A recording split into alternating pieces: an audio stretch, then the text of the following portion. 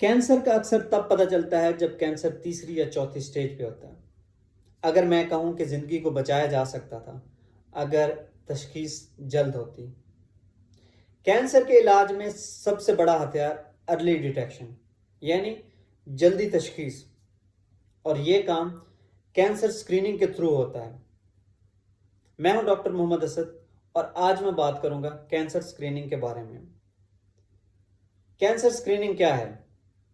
Screening سے مراد کہ cancer کو ابتدائی مراحل میں پکڑنا، کینسر کو انیشیل سٹیجز پہ ڈیٹیکٹ کرنا ان لوگوں میں جن میں ابھی کینسر کی علامات ظاہر نہیں ہوئی۔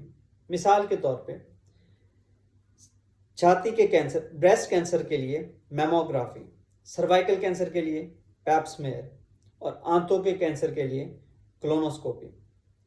یاد رکھیں کہ اسکریننگ ارلی ڈیٹیکشن میں مدد دے سکتی ہے، اور ارلی ڈیٹیکشن سے علاج، کم تکلیف اور لمبی عمر۔